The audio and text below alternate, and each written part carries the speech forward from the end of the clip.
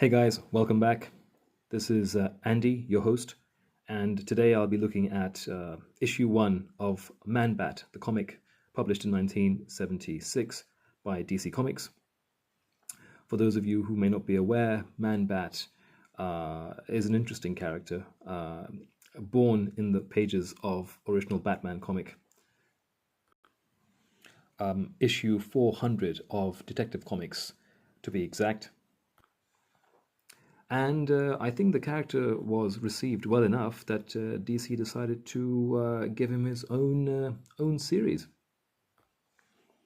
Now, the interesting thing about this first issue of Man Bat is the artist, who is, in fact, would you believe, Steve Ditko.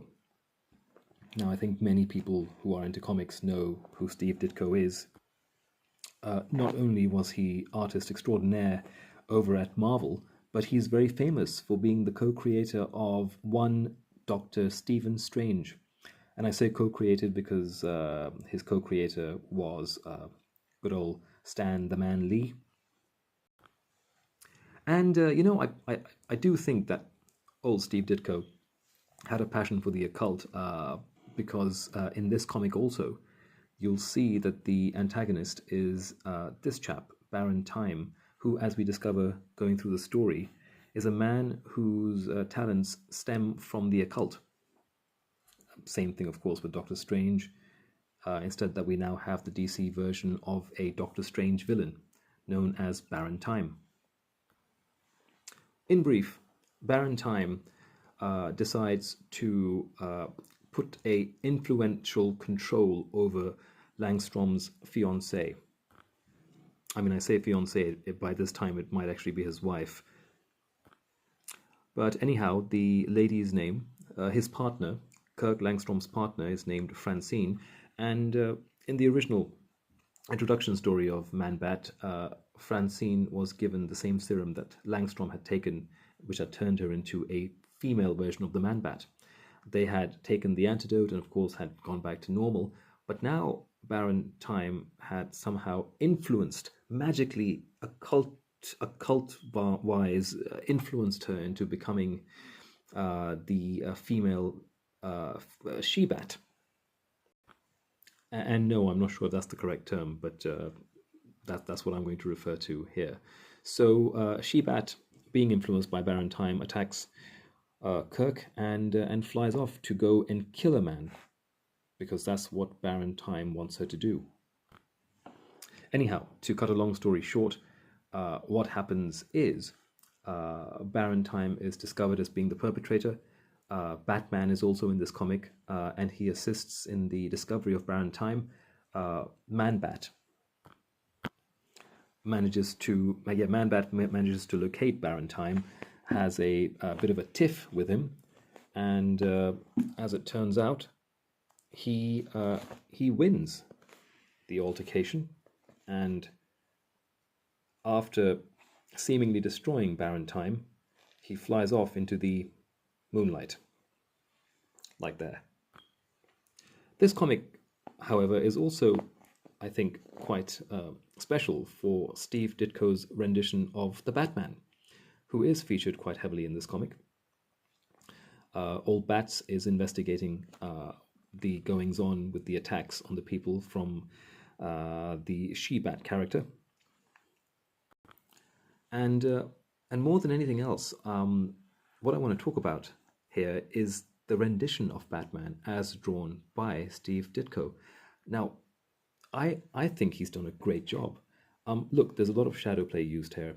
You know, people sometimes say that shadow is used in order to disguise the artist's fallibility in terms of drawing features. But really, I don't think that that's the case with Steve Ditko at all.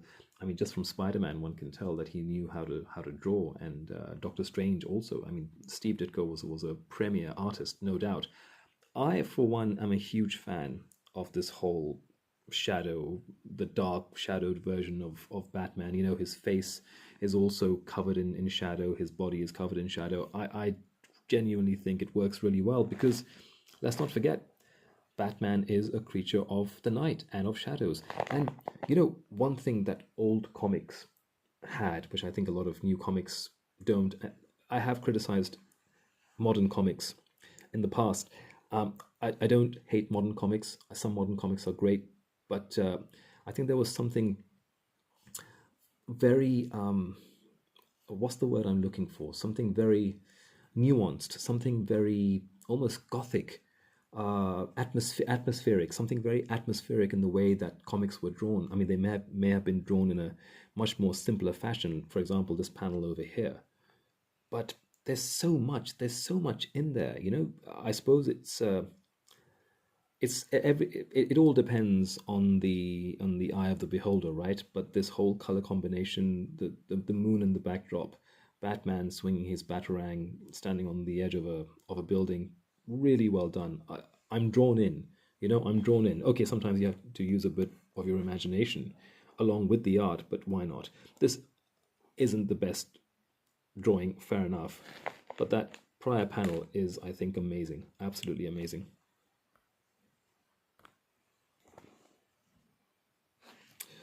Okay, moving on. This panel here, of course, the back shot of Batman. Again, I think the cape, everything is done very, very well.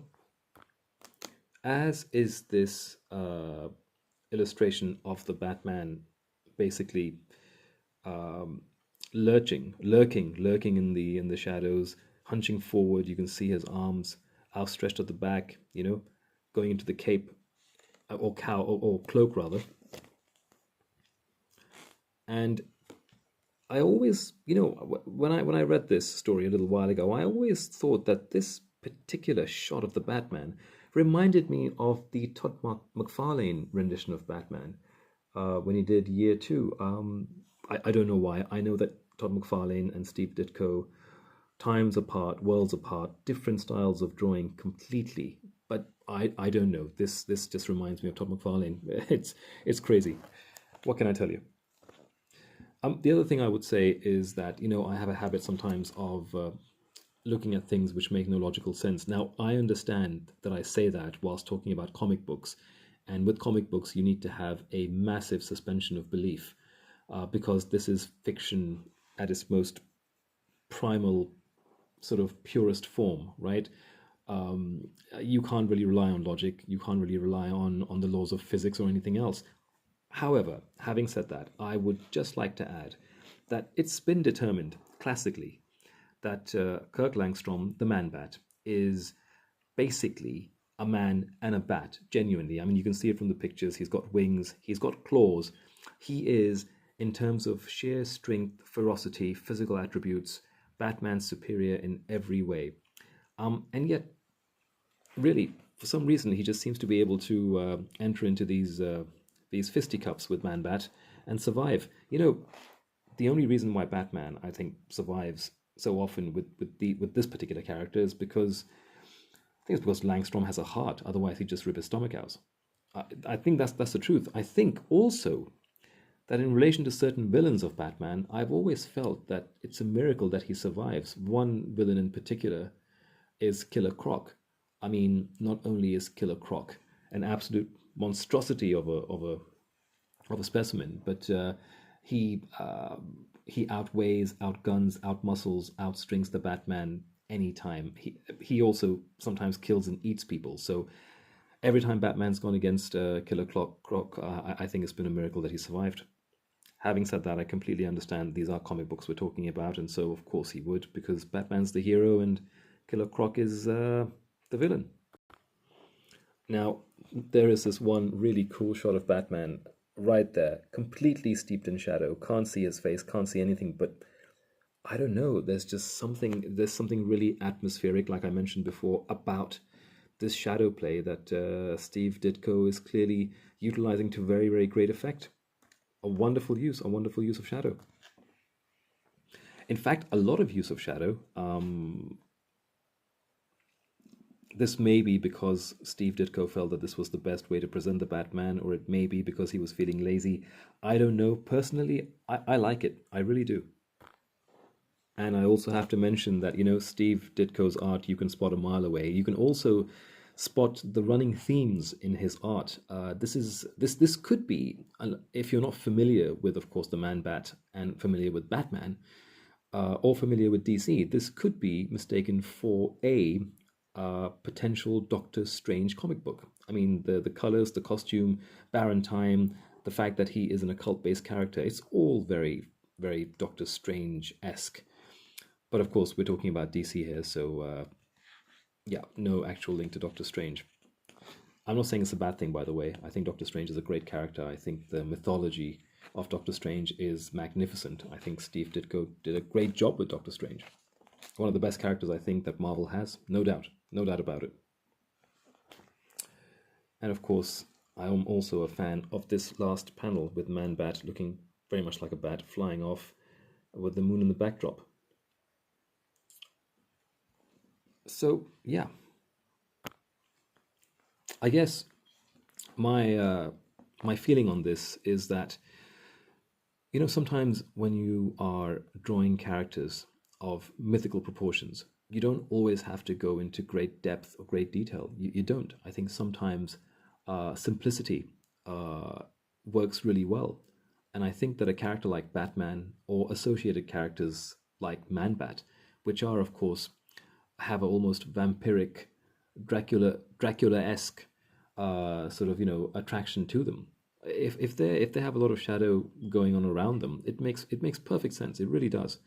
And in this case, I think it's been employed really well. Some people might say it's lazy. Some people might say it's a little, I don't know, it lacks a little sophistication. I, on the other hand, think it's done really, really well. And of course, this is 1970s we're talking about. In relation to the time in which this was done, I think this is a masterpiece. So, yeah, I thought I'd share this with you guys. Thanks very much for joining me on this journey of discovery. I hope to see you again. It'd be great, guys, if you could press the like button and subscribe as and when you have time. It would really help me out, and I really appreciate it. And yeah, hope to see you again soon. All right, guys, take care.